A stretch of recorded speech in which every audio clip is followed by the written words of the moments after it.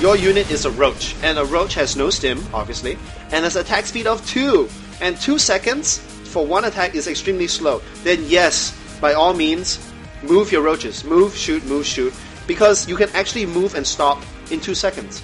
You have time, so you're not clipping, as you would say in Counter-Strike, you're not clipping your shots. But if you have 0.8 speed and you stim and you have 0.5, don't move. Like right now, don't move, bro. Stim, move, attack, move to the right spot, and then don't move. Yeah, okay, good. And look how fast this army is killing. These units are not even attacking. And yeah, I see these units are not moving. Just move to the position, shoot, move to the position, shoot, stim up, and look at how quickly he tore through that this front line. He's even in a choke. Yes, okay. Stim, yeah, okay. Don't move. See, the thing is the Marines are not shooting, and if you don't move, it just does so much damage. And bio balls are so hard to deal with if you don't have Colossus, if you don't have if you don't have High Templars. And well played POV, and all the best going into round of 16.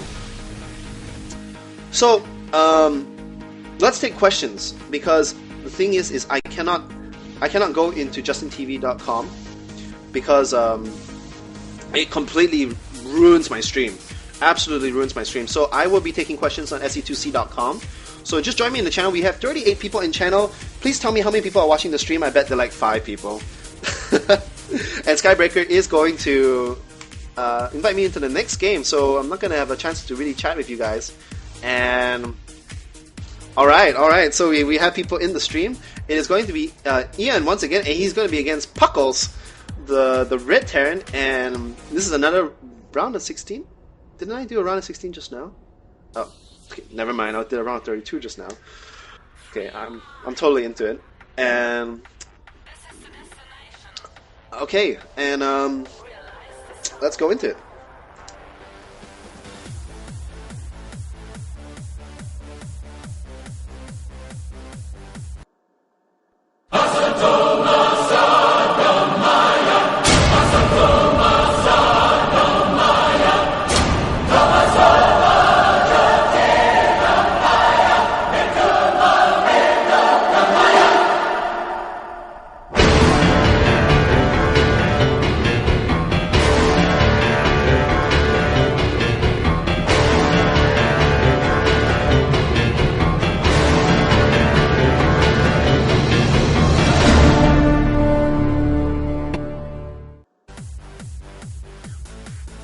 Alright, and Skybreaker leaves the game because he's going to, of course, manage the tournament. Huge props out to Skybreaker. You guys have no idea, if you have not been a tournament organizer, how difficult it is to organize any kind of tournament, especially a tournament that's larger than 32. And this is not a 32-player tournament. This is 128 people. So massive props out to him. This is not easy to do. So make sure you know, if you see him in SC2SEA.com, if you see him on StarCraft 2, make sure you high fives and make sure you let him know that he's doing an awesome job. And we are going to come into here. This is going to be round of 16. It's going to be Puckles as the Red Terran, and he's going to be once again against our good friend here, Ian, the Pink Protoss. And at the first thing, I didn't even know how to say this guy's name, but I think I'm just going to call him Ian right now. If I'm mangling a name, mad sorry about that, but nothing I can do about it.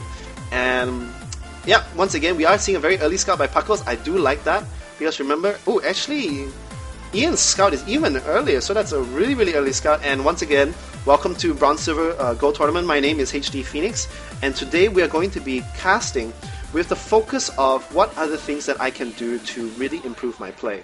And as I would say, the 3 cardinal things you need to watch out for, and I'm going to say it over and over again during this tournament, is once again, scouting, macro, and upgrades.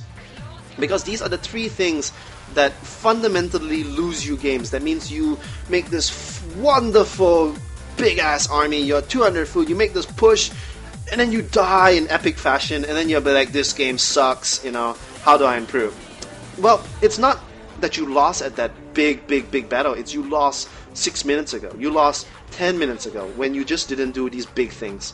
So one of the things is you want to keep your worker alive. Like, this is one of the things you need to really learn when you're starting to play StarCraft 2. You keep that worker alive as much as possible, and you want to keep it. You want to see what they're doing, because right now this SCV is basically wanting to see, do I drop a cyber core? There goes the cyber core. Oh no, SCV, don't leave! I was just talking about you. And yeah, you want to see, is he dropping a cyber core or is he dropping a second gateway? Right? What the first probe wants to see, and the probe leaves before anything happens, is you want to see, is it going to be a tech lab or is it going to be a reactor? And if not, is there going to be double gas? So again, both workers leaving before they could actually get any useful information. And remember, that first probe is worth sacrificing. That first worker is worth sacrificing. If you play Zerg, I'm always suiciding my drones into, making an extractor, just being a complete prick.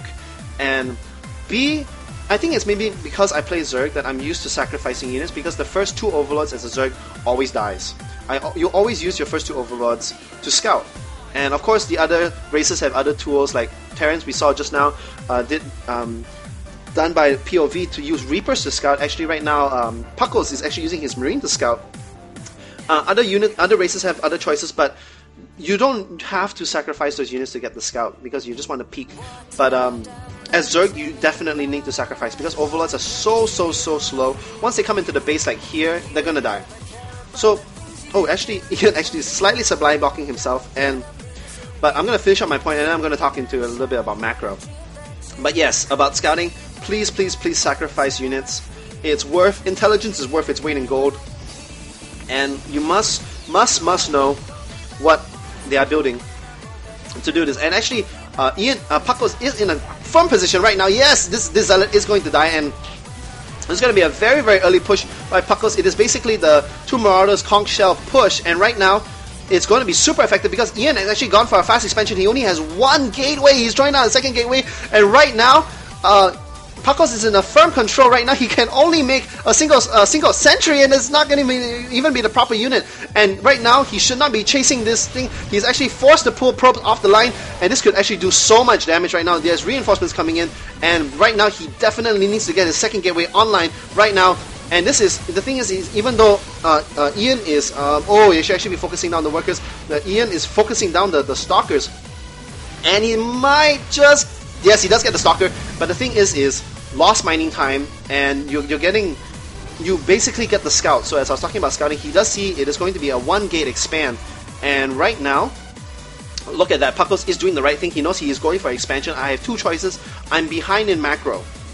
Do I get my own macro on? Do I get my own command center? No, I'm going to go for push, because I know you're spending a lot of money. This is 4 zealots right here. This is a 5th zealot, and I saw you only had 1 gateway. You have a 2nd gateway up, and if you're going to be spending all your money on a Nexus, you're not going to have that many probes. I have a very small window to push, so I'm going to build a lot of barracks and push and end the game. Brilliant. It might work, it might not work. It all comes down to positioning, but this is what I'm talking about. The first cardinal rule of StarCraft: scout. When you scout and you see what they do, you can react. If you are playing blind, then you are going to build a little bit of everything, because you're going to play 1 game and lose the Void Rays. So you'll be like, I need to get an engineering bay and get missile turrets. You're going to play another game and you're going to lose to Immortals. So you'll be like, I need more Marines to kill the Immortals. Then you're going to play another game and then you're going to lose to Dark Templar. And then you're like, oh, I need to get a Raven really fast. Then you're going to play the 4th game and then you're going to be like, I need to get missile turrets, Ravens, and Marines. And then you're going to be like, okay, what did I just build? This is a garbage army. So scouting. So scout, know what your opponent is building, then build the counter unit. And I love this play. We do even have a reactor just to get more Marines out. And right now he's going to mass out a Death Ball. And right now, unless Ian is going to get some kind of mass gateways, and he is getting 3 gateways, he's getting his Robo Bay again to scout. Because right now, looking on his camp, he is completely blind. This is what I'm talking about. He's completely blind. He has no idea on how they counter this. And even a ghost economy. Yeah, I see the ghost coming out. And this EMP is going to be absolutely critical against this army, because remember, a Stalker has 80 shields, 80 health. If you EMP that Stalker, you did 80 damage to that Stalker. If you EMP a Zealot, it does 50 damage. And if you EMP a Sentry, you cut off all the force fields. EMP is so destructive. And I love this early push. We do have a Ghost. The Ghost, let's see how he doesn't have enough energy. He does have enough energy. But the thing is right now this is too small an army. I would actually like to see him not push, because he has actually a lot of units in the base, and we should not be attacking with half your army right now. And here comes the EMP. Come on, EMP! EMP! Oh! And the EMP does go off, and the Ghost is focused down. And the thing is right now, imagine if this army had this with it, with a 2nd Ghost, with the 2nd EMP, and Puckles, I love your play, man. I love it. But just the thing is timing. If you're gonna make a big push, make as much units as you want to make that push. Then stop making units, because you want to transit out of your push. You make this big push, you do a lot of damage, and then macro up. So I love the fact that you're macroing up, but I don't like the fact that you made a second group of units and you made a third group of units, because if you wanted to make that push, then all these, you should be saving this, and then move out with your first push. Together, there is strength in numbers. There is complete strength in numbers. So then after that, when you make your push, then get your expansion, then get your macro on.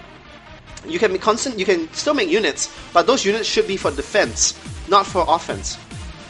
But it does look that Ian has firmly in control right now. There was a very, very small window there where he was making a lot of units because he was getting this he was sacrificing a lot of units because he was getting his expansion up. But right now, because he has a lot more workers, all the economy that he lost, he has gotten back and more. And he's actually moving into a 5 gateway, it looks to be a 5 gateway double robo build, and actually getting Colossus. I love this because once again, it's all about scouting. Now, it doesn't have to be offensive scouting, it can be defensive scouting. Ian saw that, okay,